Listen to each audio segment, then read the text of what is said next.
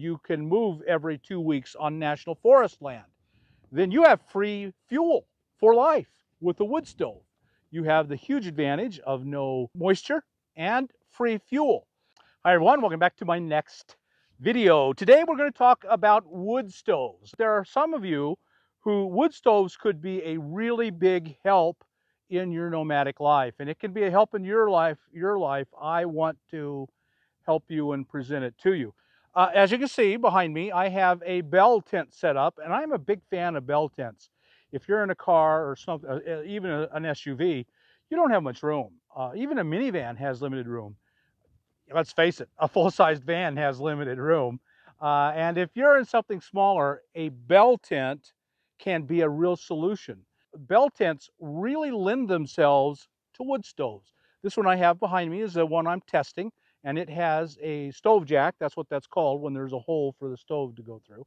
And if you are kind of stuck camping somewhere cold, or if you prefer to camp somewhere cold, then a wood stove in a bell tent or even in a van can be an excellent solution. So I'm testing two different kinds of wood stoves. I'll test them both in the bell tent, and then I hope to set them up in my ambulance and actually test them in my ambulance. What most of us have been doing are the Mr. Buddy type heaters, portable propane heaters.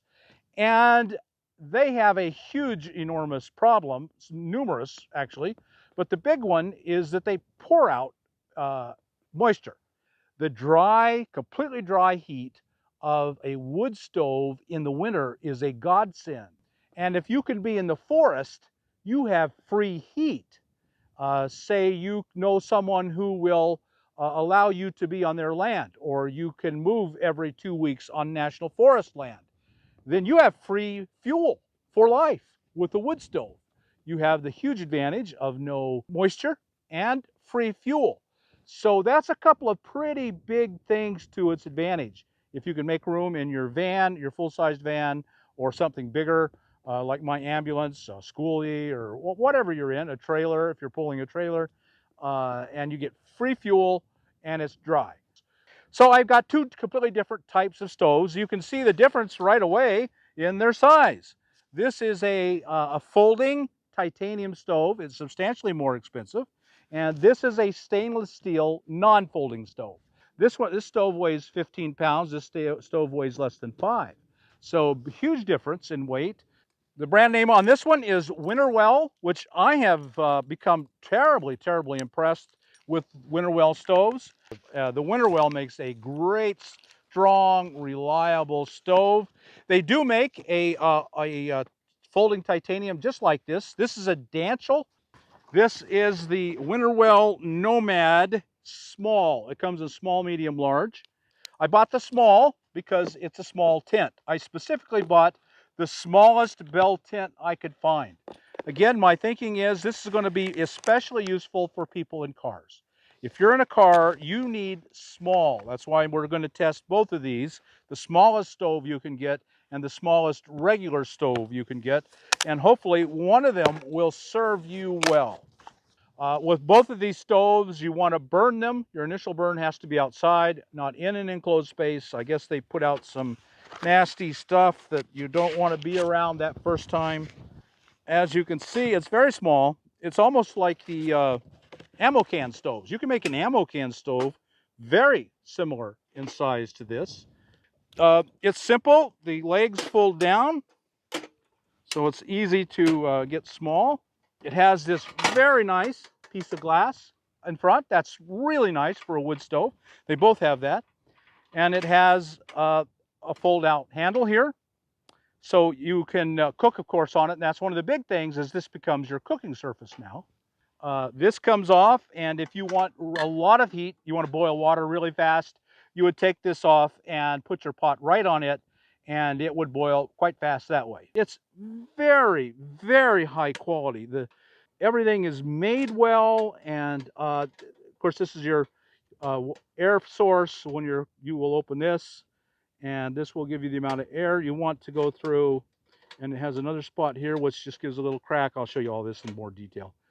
One of the things I love about this stove is you get real real stovepipe, real stainless steel stovepipe, and it all packs away in here. So this is how the pieces will go together. It can really only go one way. This has to sit down in here. Also, you'll notice it has pieces coming off. You're going to want to tie this down. Even today's wind would be could be a problem, so you're going to want to tie it down. There we go. And then that's it. So that's the way it sets up. Next, we'll take a look at the DANCHEL. So I've actually had this one for quite a while. I bought it, I might have bought it close to a year ago. I don't know, 8 months ago probably. Going into last winter, I was going to do all of this thin. So the great thing about this is its tiny weight and size. But one of the big problems, and you've probably seen this before if you've ever studied these, this is the stovepipe. And it's got a lot of really sharp edges. They send you a pair of gloves to use with it, because if you don't, you're going to cut yourself to pieces, and you still may cut yourself to pieces. And I completely messed this up. In fact, it was so messed up, I didn't even try to use it. I ordered a brand new one. This is the brand new replace it, and I'm going to hope I can do this one right. And if I can't, I'm giving this away because I'm just not smart enough to know how to do this. It's too complicated for me. But you roll the thing out, and I'm probably never going to, this is probably a throwaway. This is titanium. This is not cheap. Well, like I said, it cost me $60 to replace it, and it's all wrinkled to pieces now because I did it completely wrong. And I'm sure that's my fault. It's not all my fault. This is hard to do. This is like 8 feet long. You roll it all out, and then you roll it the other direction. And to get it to go the other direction to make it perfectly round. And I messed it up. Just all there is to say. If you said to me, should you buy one of these? I'd say if you're not handy, if you're a klutz, you can mess anything up. This is a good reason not to buy this. However, the size and the weight is fantastic. This is the whole stove. As you can see, it's very small, very light. These, of course, are the legs, and they go down. Legs go down, goes up, it goes there. That's the front door. This goes up, this goes up, back. That wasn't that hard. I mean, I haven't looked at this thing in 6 months at least, and I was able just to pretty instantly figure that out. That's how it installs together. Nice. And this thing is so light and tiny. I mean, it's very impressive how light this is. Once you've burned this a few times, all this will get tighter and mesh together. But this just goes in like this, and that's how you open the door. This turns. See if you see the holes, they're completely open now. And I got it halfway closed and all the way closed. So that's how you open and close the flue up front. And this has got its own flue here. You can see the flue there. So we'll get these two set up. We'll get them both burning. And we will do a test on them to see what we think of them.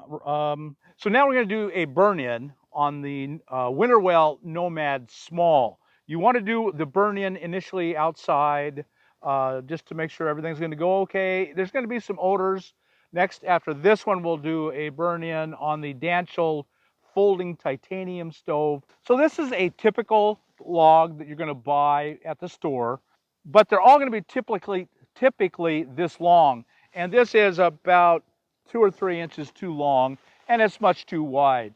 I've been processing firewood all morning to fit this stove, and I just kept getting smaller, and then I stepped on them, and now that will be, that's a good size, and also then I got some remnants, and that's okay. So how am I doing that? Well, I have a video on processing firewood, so I'm not going to go through the whole thing. Okay, so let's do our first burn. So these are just cotton balls, standard old cotton balls wrapped in Vaseline. You dip them in the Vaseline, and they burn. Vaseline just burns super well. Well, as you can see, it's starting to look pretty good in there. And now I think we got a good solid fire going. We'll just let that burn. It'll burn down. I'll keep feeding it a lot. But I want it to get really hot because this is the initial burn-in. And you want it to get hot. You want all the components to get hot. putting out a lot of heat, I can tell you that. It's a cool day, and the wind's blowing, so. So I'm just about ready to do the first initial burn on this DANCHEL titanium folding stove, and I've decided it's too dangerous. I'm not even going to proceed with it. And the reason is I love everything about this so far. I love it all. There's one thing I don't understand, but I really like it. But this is your long pipe, and the only thing that keeps it on is it drops into these slots and twists over, and catches. Well, look at it. When you get the weight of the pipe above it, I would never ever trust this. I could never let this burn with me trying to sleep, which is the whole point of a wood stove. So I could, if I just tap it a little bit, there it goes. I mean, it just, that's it. That's how easily it comes out. There, it's in all the way. I'm not going to burn this. I'm done with it. I will, maybe someone else would like to have it. I will give it to the local thrift store, but I'm not doing anything else with it because that just isn't good enough for me. So I don't want to bet my life on this pathetic little connection here. And I wouldn't suggest anyone else bet their life on it. Now, Winterwell makes a folding titanium stove, and it's gotten great reviews, and I just wanted to thought, well, this will be just as good and a whole lot less, and I was mistaken. I won't buy this again. The reason I liked it because it's folding. And don't buy the DANCHEL. Maybe you can try the Winterwell. Everything, I love Winterwell so far, but don't buy the DANCHEL. This is just too top heavy, too flimsy. This is not going to hold together. I wouldn't bet my life on this for a second, and I wouldn't recommend that you do either. So I hope you got something out of this video. Gave you an idea of what you can do and how you can make your life better. That's the goal of every video. How can I help you or teach you something that will make your life better? This may or may not be it, but maybe someday in the future, it will be. Okay, if you got anything out of this video, like us on YouTube, subscribe to the channel, hit that thumbs up button, and we'll talk to you later. Bye now.